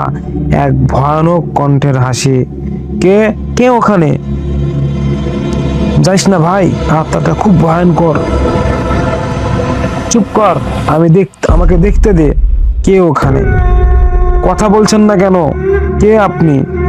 আমি যখন বললাম, আবার সেই ভয়ানক কণ্ঠ। রড কাটতে যেমন আওয়াজ হয় সেই একই রকম আওয়াজ। ওখানে কাকে খুঁজছিস? আমি তো এখানে রে, এক ভয়ঙ্কর কণ্ঠে বলল। পিছনে ঘুরেই আমি আর রিঙ্কু হতভাগ। ফোনের আলোয় যতটুকু দেখা যাচ্ছে তাতে বোঝা যাচ্ছে এইটা রূপম। ভয়ানক চেহারা করে আসছে, চোখ দুটো বড় বড়, কিছু দাঁত মুখ ভেদ করে বেরিয়ে এসেছে। মাথার এক অংশে কিছুই নেই, পোকা মগজটাকে খাচ্ছে। তা দেখে রিঙ্কু প্রায় জ্ঞান হারিয়ে ফেলেছে। কে আপনি? আমাদের কাছে আর গ্রামের লোকের কাছে কি চান? কেন করছেন এইসব? যখন আমি বললাম, কি ভেবেছিস আমি শুধু গ্রামেই গ্রাস করব? না রে, ভুল ভাবছিস। তাহলে কি চাই আপনার? বলুন, কেন এসেছেন? আমি এই পুরো দুনিয়ার দখল চাই। তার জন্য তোর আত্মার দরকার আমার, কিন্তু এখন নয়। তোর সময় আসার দেরি আছে, প্রস্তুত থাকিস।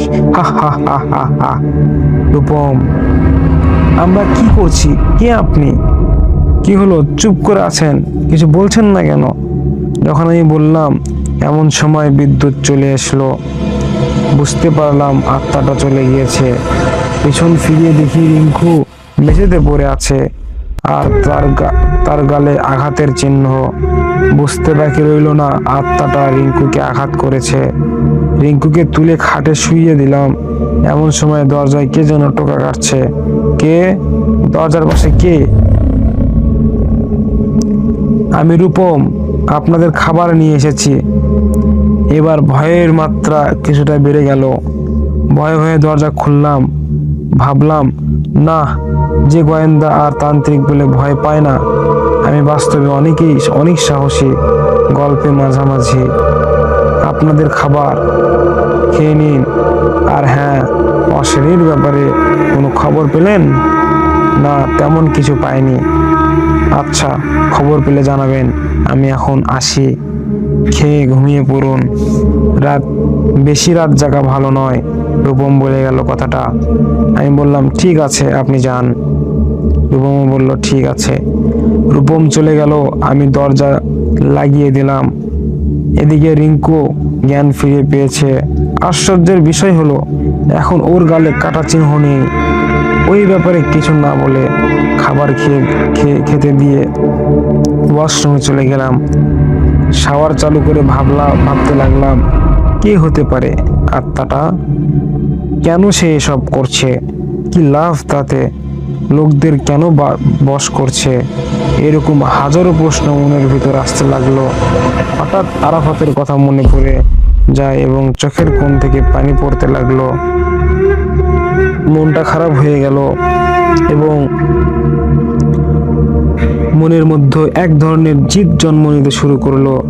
আত্মাটাকে একটা মজা দেখাতে হবে, তাকে বোঝাতে হবে দুনিয়া দখল করে এত সহজে না। কিরে, কি হলো? দরজা খোল। 11টা বেজে গেছে। 2 ঘন্টা ধরে কি করছিস? আমার খুব ভয় করছে হৃদয়। এই হৃদয়। হ্যাঁ আসছি, 5 মিনিট দাঁড়া। জামা কাপড় বদলে ওয়াশরুম থেকে বেরিয়ে এলাম। খাওয়া দাওয়া সম্পূর্ণ করে শুয়ে পড়লাম।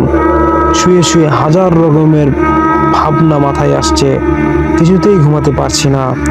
আরাফাতের চেহারা চোখের সামনে যেন ভাসছে। আবার চোখের কোণ থেকে পানি পড়তে লাগলো। 3:50 চোখটা লেগে এসেছে। একটুখানি ঘুম দিলাম। 4:20 উঠে নামাজ পড়তে হবে, না ঘুমালে নামাজ পড়তে পারবো না। তাই অ্যালার্ম দিয়ে রাখলাম। 4:20 অ্যালার্মের শব্দে ঘুম ভাঙে। উঠে অজু করে এসে নামাজ পড়ে নিলাম। বাইরে খুব খুব বৃষ্টি হচ্ছে, তাই মসজিদে যেতে পারিনি। রিঙ্কুকে ডাক দিলাম, কোনো সাড়া নেই। তাই আবার ডাক দিলাম, না এবারও সাড়া নেই। এমন সময় পুরো ঘর রাতের মতো অন্ধকার হয়ে গেল। আবার সেই ভয়ানক কণ্ঠ, হা হা হা হা হা। কি হলো? ভয় পেয়ে গেলি? সে ভয়ানক কণ্ঠে বলল। আমি বললাম, কে আপনি? আমার বন্ধু কোথায়? না হলে কিন্তু খাবার খারাপ হয়ে যাবে। আমি যখন বললাম, ও বলতেছে, আমাকে ভয় দেখাচ্ছিস? তোর বন্ধুদের মেরে ফেলেছি, যা পারস করে দেখা। তোকে 3 দিন সময় দিলাম। এই 3 দিনের ভিতরে আমি গ্রাম থেকে আরো 5 জনকে নিয়ে যাব, পারলে তাদের বাঁচা। হা হা হা হা হা। এবার কাউকে দেখা যায়নি, শুধু আওয়াজটা শোনা গেল। তারপর পুরো ঘর স্বাভাবিক হয়ে গেল। আলো চলে এসেছে। আমি মেঝেতে হাঁটু পেরে কান্না করতে লাগলাম। একটু পর নিজেকে স্বাভাবিক করে নিলাম আর মনে মনে ভাবতে লাগলাম, এটা শুধু আমার এলাকার একার লড়াই। এই লড়াইয়ে আমাকে জিততেই হবে, হারলে চলবে না। আমি একে বন্দি করব এবং একে মজা দেখাবো। ছাড়বো না, ওকে ছাড়বো না। তাই মনে মনে অনেক জিদ নিয়ে আত্মাটার খবর নিতে বের হলাম। কোথাও তেমন কোনো প্রমাণ পেলাম না। এক জন এক এক কথা বলে। হঠাৎ করে পিছনে ঝোপের আড়ালে কি যেন নড়ে উঠলো। একটু পর দেখি রূপম ওখান থেকে বের হচ্ছে। আমাকে অন্য মনস্ক করতে সে আমাকে উল্টা পাল্টা প্রশ্ন করতে লাগলো। আমি বুঝতে পারলাম আমাদের এই ইচ্ছাকৃতভাবেই আমাকে আনা হয়েছে। আমি রূপমকে আমার কাছ থেকে চলে যেতে বললাম। সে কথা না বাড়িয়ে চলে গেল। তার উপর নজর রাখার জন্য একটু ছোট জাদু করলাম। এবার আর চিন্তা নেই। আমি আবার প্রমাণ খোঁজার কাজে লাগলাম। কারো কাছে কোনো প্রশ্নের সঠিক উত্তর পেলাম না। হতাশ হয়ে ফেরার পথে এক পাগলকে দেখতে পেলাম। মনে হয় সে নিশ্চয় রাতে এখানে ওখানে ঘুরে বেড়ায়। তাই তাকে জিজ্ঞাসা করলাম, চাচা, আপনি আমার কিছু কথার জবাব দিতে পারবেন? হ পারমু, কি কইবা কও। পাগলটি বলল, চাচা, আপনি হয়তো জানেন এই গ্রামে। আমাকে আটকে দিয়ে বলল, ওই আত্মার কথা কইতেছ না? ওরে তো বট গাছের নিচেই দেখি কিছু সৈন্য নিয়ে বৈশা থাকে। হে কয়দিন কি হয়েছে শুনবা? পাগলটি বলল। হ্যাঁ, আমি বললাম, হ্যাঁ বলুন, শুনবো। হনতালি, এই দিন রাতে আমি ওই গ্রাম থাইকা এমনি আসছিলাম। তখন দেখি ওই আত্মা গোরের পিছনে একটা মানুষ আসছিল। তাদের সঙ্গে লোকটা গেল। আমি আবার ওগুলো পিছনে গেলাম। ওরা কি যেন খুঁজতেছিল। একটু পর ওরা লোকটাকে নিয়ে পাগল। কি হলো চাচা বলুন? পাগলটার শরীরে হাত পড়ার সাথে সাথে আমি আটকে উঠি, সে মারা গিয়েছে। তখন মন আবার খারাপ হয়ে গেল। বড় একটা প্রমাণ ছিল, সেও মারা গেল। আজকে গল্প দিতে দেরি হয়, আমি খুবই দুঃখিত। দুপুর গড়িয়ে এলো, তাই বাসায় গেলাম। রুমে গিয়ে একটু চিরকুট, তাতে লেখা, কোনো লাভ হবে না, প্রমাণ পাবি না। আজ একজন যাবে আমার সাথে, আর তুই শুধু শুধু বেচারা পাগলটার জীবনটা নিয়ে নিলি, তাই তোকেও আজ রাতে শাস্তি পেতে হবে। অপেক্ষায় থাকিস। আজকে রাতে একজন কিন্তু যাবে আমার সাথে। আবার বলছি, পারলে বাঁচা তাকে। চিরকুট পরে মাথা খারাপ হয়ে গেল। কাকে নিবে সে? রাগে বসে চিরকুট ছিঁড়ে টুকরা টুকরা করে ফেলে দিলাম। তারপর গোসল করতে গেলাম। 2:12 গোসলখানা থেকে বের হলাম। বের হয়ে দেখি আমার এক টুকরা কাগজ গুলো মাটিতে নেই। খাটের উপর আরেকটা চিরকুট, তাতে লেখা, রাগ দেখিয়ে লাভ নাই, আমাকে আটকাতে পারবি না। 3 দিন সময় আছে তোর কাছে, যা খুশি কর, আমি আমার কাজ সঠিকভাবে করব। আহ আহ আহ আহ আহ। ভাবতে লাগলাম, কে এসেছিল, কি করে এসেছিল, কিছুই বুঝতেছি না। তাই বাইরে গেলাম দরজা লাগিয়েছে কিনা দেখতে। না, দরজা তো ভিতর থেকেই লাগানো। আর কিছু না ভেবে খাবার খেতে বসলাম।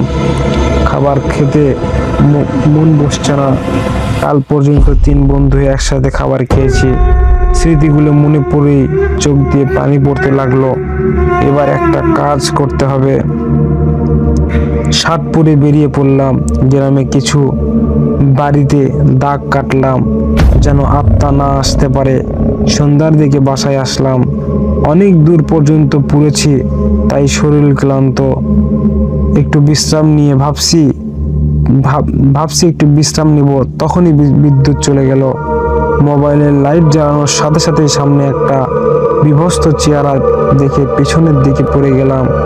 চোখ দুটো নেই, মাথাটা হাতের উপর, 3-4 ইঞ্চি লম্বা নখ, গালে 2টা বিভৎস ভাবে কাটা।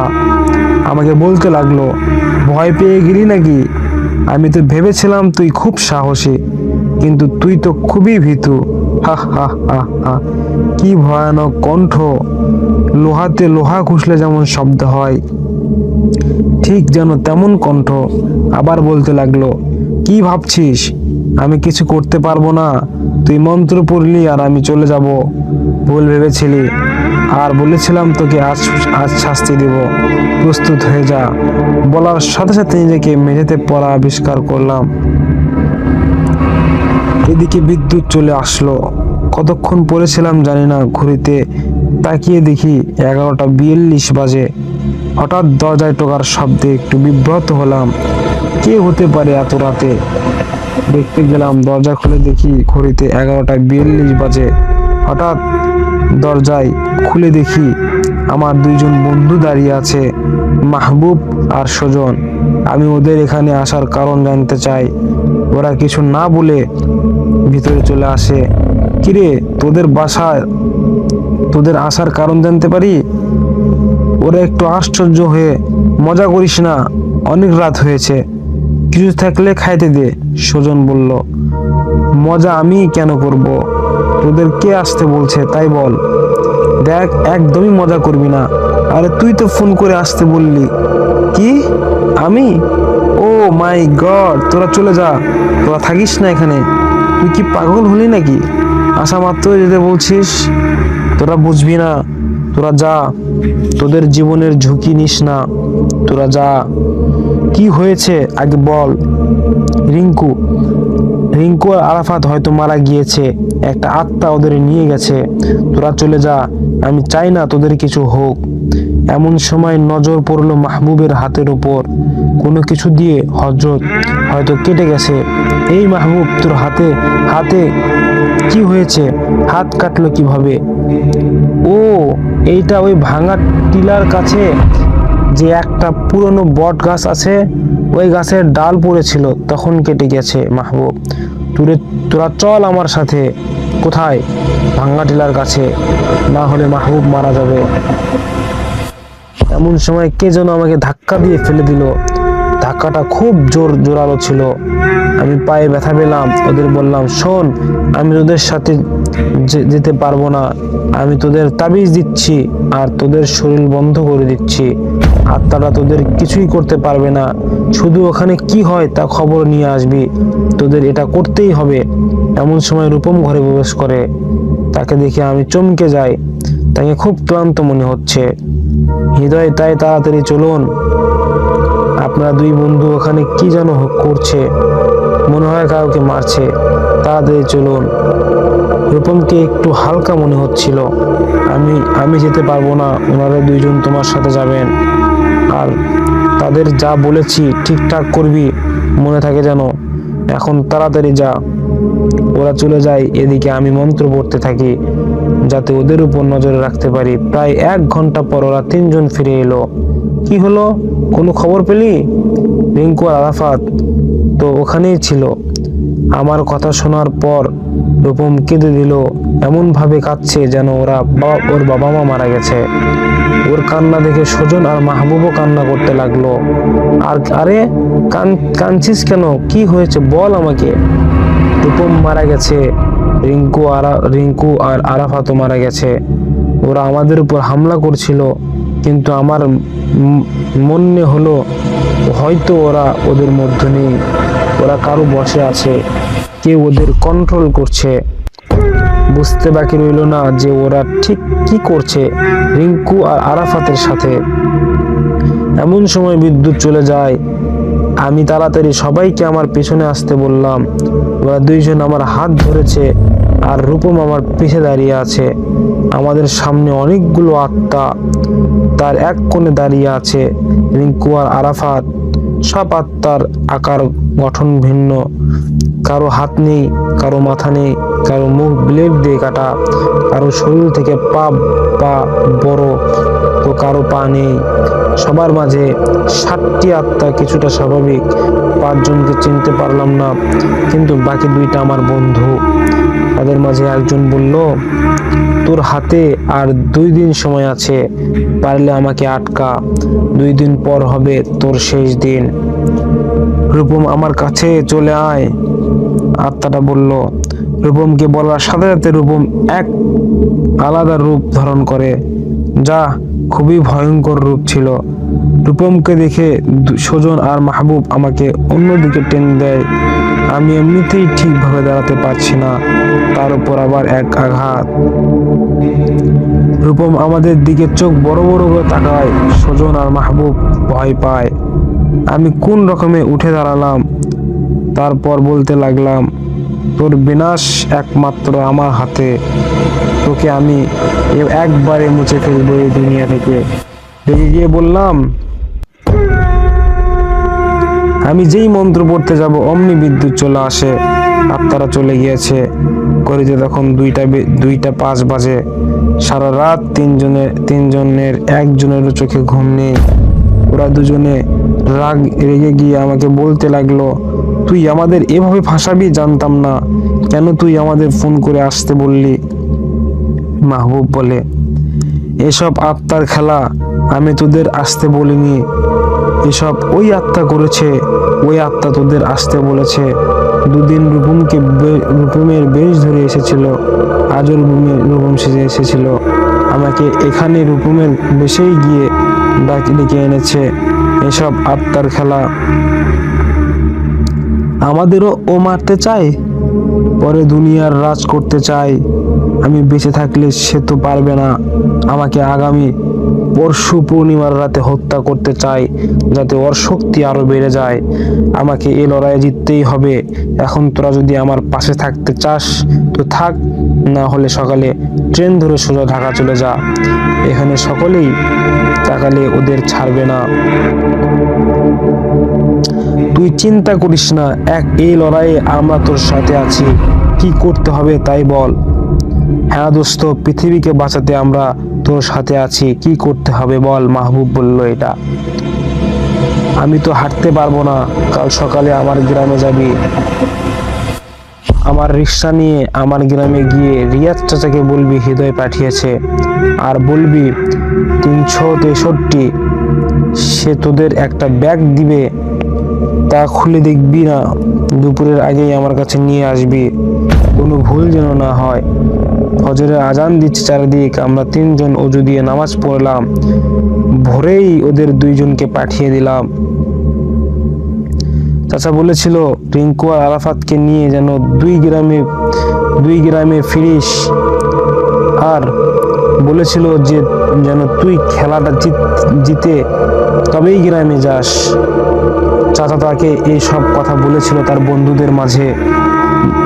চাচা যখন বলেছে তাহলে আমাকে তো জিততেই হবে, তোরা এখানেই থাক, মাহবুব এখানে থাকবে, আমি তোর সাথে যাব, তুই বললেও যাব না, বললেও যাব। সুজন বলল। সুজনের জিদের কাছে হার মানলাম, আমরা 2 জন যাব। এর মধ্যে 5টা বেজে গেছে। সুজন আমার সাথে যাবে, তাই ওকে আগে সুরক্ষিত রাখতে হবে। শোন সুজন, তুই কখনো আত্মাদের চোখের দিকে তাকাবি না, তাকালে তুই ওদের বসে চলে যাবি, আর ভুলেও জ্ঞান হারাবি না, জ্ঞান হারালে তুই কিন্তু মারা যাবি। তাই আবার বলছি, তুই আমার সাথে যাস না, যা হয় হোক, তবু আমি তোদের সাথে যাব। তোর শরীর ভালো না, আমি তোর সাথে যাবই। সুজন বলল এই কথা। ঠিক আছে, তবে চল। অল দ্য বেস্ট মাহবুব। তারপর চলে আসলাম সেই টিলার কাছে যেখানে মাহবুবের হাত কেটেছিল। একটা কথা জানার ছিল। কি কথা? বাস্তবতার ভিতরে কি এমন আছে যার জন্য আত্মাটা ভয় করবে? এর ভিতরে কিছু তান্ত্রিক বিদ্যার দ্রব্য আছে, আর কিছু শক্তিধর আত্মা আছে, যাদের কাল চাচা মুক্তি দিত, আমি তাদের আজ মুক্তি দিব। তাদের দিয়ে আমার কাজ করাবো। মাথা উঠিয়ে, কিরে এমন কেন করছিস? কারণ ও এখানে আমার কবলে, ভয়ঙ্কর এক কণ্ঠে বলল। এমন কথায় আমি আশ্চর্য হয়ে গেলাম। তখনই চারিদিকে দেখি অনেকগুলো আত্মা। আমি মন্ত্র পড়া শুরু করলাম। তারপর বন্দির আত্মাদের মুক্ত দেওয়ার পালা। এমন সময় কে যেন আমাকে ধাক্কা দিয়ে ফেলে দিল। আমি উঠে দেখি রিঙ্কু। আমি দৌড়ে গিয়ে ওর চোখ বেঁধে দিলাম। রিঙ্কু পড়ে গেল মাটিতে, কারণ যতক্ষণ চোখ খোলা থাকবে ততক্ষণ সে আত্মার বসে থাকবে। আমি আবার মন্ত্র পড়া শুরু করলাম। এবার আরাফাত আমাকে মারতে শুরু করলো, সাথে সুজনও। আমি অনেক কষ্টে উঠে দাঁড়ালাম। বন্দি আত্মাগুলোর মুক্তি দেওয়ার জন্য আমার অপেক্ষা করছে। আমি দৌড়ে গিয়ে বাস্তবটা ছিটকে ফেলে দিলাম, আর আত্মাগুলো মুক্তি পেল। আত্মাগুলো লড়ছে। খারাপ আত্মাগুলো মুক্তি পেল, আর আত্মাগুলো লড়ছে। খারাপ আত্মাদের কাছে আমার পাঠানো আত্মাগুলো হেরে গেল, আর কিছু আত্মা ভয়ে পালিয়ে গেল। এবার কি করবি? কই যাবি তুই? হা হা হা হা হা। তোকে না শেষ করে কোথাও যাব না আমি। তোর তো খুব সাহস বেড়েছে, তোকে তো এবার মরতেই হবে, কিন্তু আজ না, কাল। বলেই একটা অট্ট হাসি দিতে লাগলো সেই ভূতটি। আমি এই সুজন আর আরাফাতের চোখ বেঁধে দিলাম, সাথে সুজনেরও বেঁধে দিলাম। আমি একটা মন্ত্র পড়ে ফু দিলাম একটা লাঠিতে, তারপর আবার দৌড়তে শুরু করলাম। রিঙ্কু মাটিতে পড়ে আছে, আরাফাত আর সুজন আমার দিকে আসছে। আমি মন্ত্র পড়ে ওদের বন্দি করে রাখলাম, আর আত্মাটা এই সুজনকে আমার হাতে আঘাত করে বসে। তারপর আমি মনে মনে ভাবলাম, বোধ হয় হেরে গেলাম। এই রাতের পর আমি আর কোনোদিন পাবো না, এখানেই আমার মৃত্যু হয়ে যাবে। এমন সময় আত্মা চিৎকার করতে লাগলো, আমার চোখ বেয়ে পানি পড়ছে। হঠাৎ আত্মাটা বলতে লাগলো, আমি আবার আসবো, তোদের 2 জনকে আমি দেখে নেব। কি হচ্ছে এসব? আমি কষ্ট করে মাথা উঠিয়ে দেখি রিয়াজ চাচা। ভাবলাম, উনি এখানে কি করে? আজ উনি আমার জীবন বাঁচিয়েছেন। চাচা বলতে লাগলো, বেঁচে আসো তাহলে একটুর জন্য। আত্মাটা কি চলে গেছে? হ্যাঁ, তবে কিছুদিনের জন্য। সে আবার আসবে, তুমি তাকে মারবে। রিঙ্কু আর আরাফাত কোথায়? চাচা জিজ্ঞেস করেছে এই কথা। ওখানেই আছে, আমি ওদের বন্দি করে রেখেছি। চল ওদের আগে বাঁচাই। আজ 2015 সাল, 5 বছর আগে আত্মাটাকে মুক্তি দেয় আজ শুয়ে শুয়ে মেয়েকে সেই দিনের গল্প শোনাচ্ছি। মেয়েটা গল্প শুনতে শুনতে ঘুমিয়ে পড়েছে, আমি এখন একাই ঘুমিয়ে পড়ব। তাই আজকের মতো বিদায় নিলাম। সবাই ভালো থাকবেন। দেখা হবে অন্য একটি নতুন গল্প নিয়ে। আজকের এই কথাটা আপনাদের কেমন লেগেছে অবশ্যই কমেন্ট করে জানাবেন। আর আমি একটু অসুস্থ, তাই যথাযথ সময়ে আমি আমার গল্পটি ছাড়তে পারি নাই, একটু লেট হয়ে গেল। সবাই ভালো থাকবেন, সুস্থ থাকবেন। নেক্সট আপনাদের জন্য একটি অত্যন্ত মর্মান্তিক ভয়ানক ঘটনা থাকছে, যা শুনলে আপনাদের অনেক ভালো লাগবে। তো দেখা হচ্ছে নেক্সট ভিডিওতে। সবাই ভালো থাকবেন, সুস্থ থাকবেন। আসসালামু আলাইকুম।